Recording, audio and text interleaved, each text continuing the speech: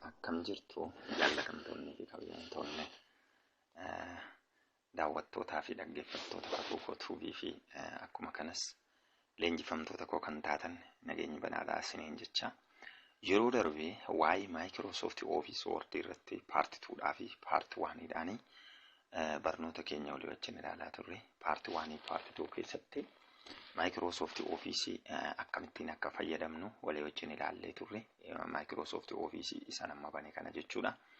Egaan haaluma kanaan yeroo darbee part 1 fi part 2 dhaanii home tab jalaatee barreeffama keenya akkamittiin kalarii isaa akka jijjiirru, saayizii isaa akka jijjiirru and etc. kanneen kana fakkaatan hedduu ilaalleerra. Har'a immoo kan nuti walii wajjin ilaallu insert tab jala kan jiru yookaan Microsoft Office Word jalaatee insert tab jala gaafa gallu maal faa Microsoft Office irratti hojjechuu dandeenya kan jiru walii wajjin ilaalla.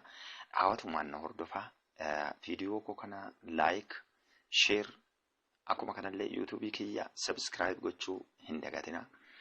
Beekumsi waa'ee kompiitaraa afaan Oromootiin akka kanatti afaan Oromoo afaan keessan ta'e qulqulluu ta'een isin bira ga'uun waan guddaadha waan ta'eef like, share gochuudhaani akkuma kanallee subscribe gochuudhaani viidiyoon kun yeroo yerootti akka isin bira ga'u taasisa.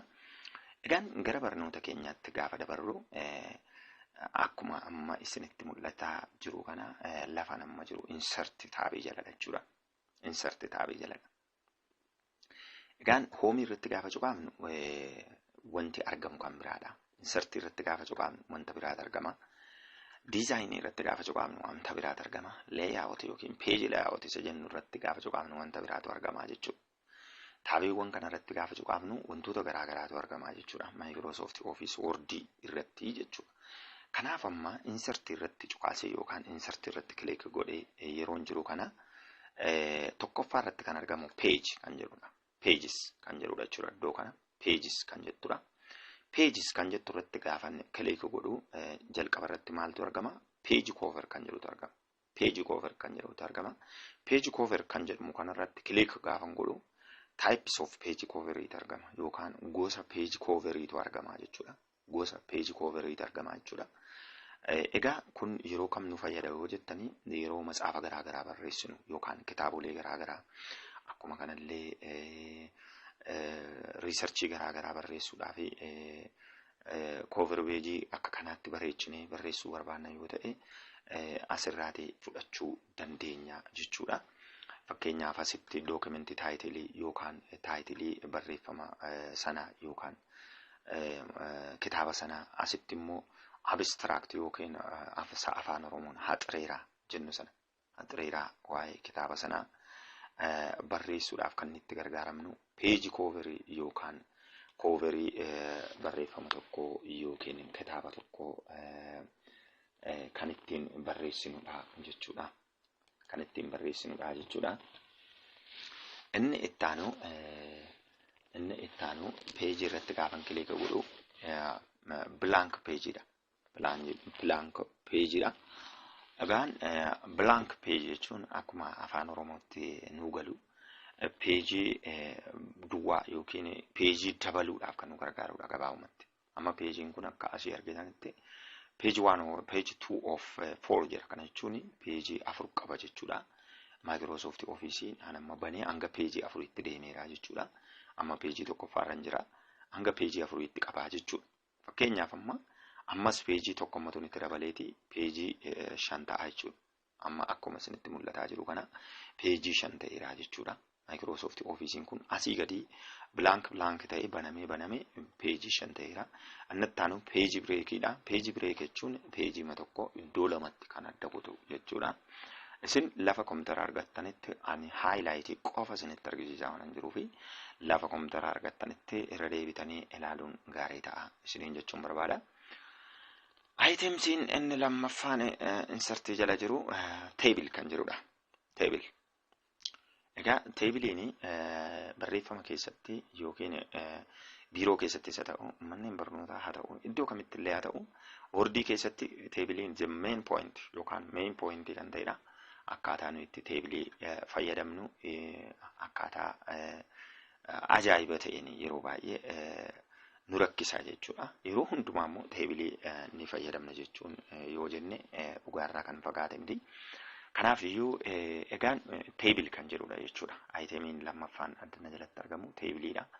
Egaa teebilii kana kireetii gochuudhaaf maal goona kan jedhuu fi teebilii kanarratti qasxii ishee kanarratti kileeka gaafan godhu teebilii kana kireetii gochuuf karaa sadii fayyadamna waan ta'eef karaan tokkoffaan image of teebilii yookiin bifa teebilii kan fakkaatu kanarratti lefti kileekiidhaan diraag gochaa jira jechuudha.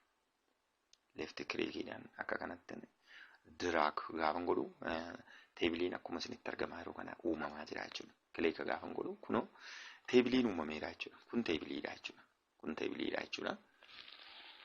Karaan lammaffaan teebilii uumuudhaaf nu gargaaru insert jenne teebil jenne insert teebiliidhaanidha jechuudha. Insert teebiliidhaan teebilii jalaati insert teebiliidha. Isa booda insert teebilii irratti kilik goone number of column barreessidha kun number of column barreessidha. Let lakkoofsa 6 barreessa. Ittaane number of row barreessi jira. Let example jedhe afuran barreessa then okay jedheen ba'a jechuudha iddoo kanatti. Okay jedheen ba'a. Amma akkuma isinitti argamu kolomini 6 kan qabuu fi row 4 kan qabu teebiliin tokko kireetii ta'eera jechuudha. Kolomini 6 qaba.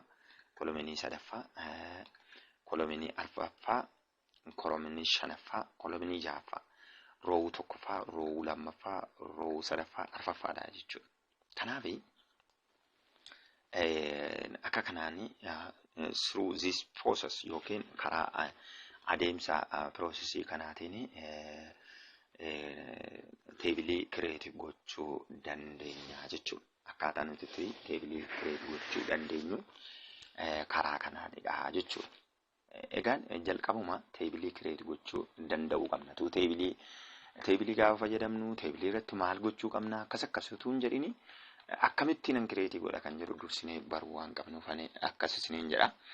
Kanaan egaan teebilii eddii kireetii gooneeti. Teebilii kanarratti gaafa kileeka goonu teebil tuulsi kan jettutu iddoo kanatti dhuftee mul'atti jechuudha. Gaafa teebilii keenya irratti kileeka goonu teebil tuulsi kan jettutu dhuftee mul'atti jechuudha. Teebil tuulsi kana jalaa immoo waa lamatu jira. Diizaayiniidhaa fi kunoo diizaayinii sana amma kileeka irratti godhee fi leeyaawutiitu jira jechuudha. Diizaayiniidhaa fi leeyaawutiitu jira. Egaa diizaayinii kana jala teebil tuulsii jalaa ta'e diizaayinii irratti gaafa kilik goonu maal fa'aa argina maal fa'aatu nutti mul'ata kan jedhuu fi kun indaalle teebil istaayiliidha jechuudha. Iddoo kana teebil istaayil akkuma jedhee jiru teebil istaayil or the design of our table the style of our table istaayilii teebilii keenya yookiin akkaataa teebilii keenya taa'umsa teebilii keenya yookaan diizaayinii teebilii keenyaatu nutti mul'ata jechuudha. Kana irratti gaafa kilik godhu kun hundumti the style of our table style teebilii keenyaadha jechuudha. Kun hundisaa style teebilii keenyaadha. Teebiliin amma kireetii godhe style kana irratti kilik godhe amma tumbaye kana fakkaata jechuudha. Kunis teebilii mala jechuudha. Style isaa jijjiirree malee. Kanaaf naannoo kanatti kan argaman hundumti isaanii style teebilii yookaan style design teebiliiti. Inni taanu shading yookaan lafatti karzariin keenya kilik taatee jirtu bifa teebilii keenyaa jijjiiruudha jechuudha. Lafatti karzariin keenya kilik taatee jirtu bifa ishee jijjiiruudha jechuudha. Amma argitanii akkuma lafa karzariin kiyyaatti kilik ta'ee jirutti bifa isaan jijjiiree jechuudha. Gurraachessee jechuudha. Seelii kanaan gurraachessee jechuudha. Inni taanu shadingiidha jechuudha. Shadingii lafuma karzariin kiyyaa itti kilik taatee jirtutti kalarii ishee jijjiiruufidha jechuudha. Egaan diizaayinii jalaati kana fakkaata. Isa taanu viidiyoo taanuun leeyaawutii jala gallee ilaallaa. Waan na daawwattaniif waan na dhaggeeffattaniif hedduu galatooma. Viidiyoo koo laayik sheer akkuma kanallee yuutuubii kiyyaa kakuu koo tuubii kan jedhu sabiskiraayib gochuu hin dagatinaa.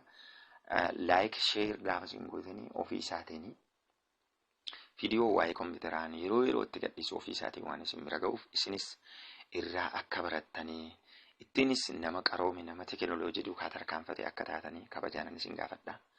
Nagaan bulaa ulfaadhaa. Ciao.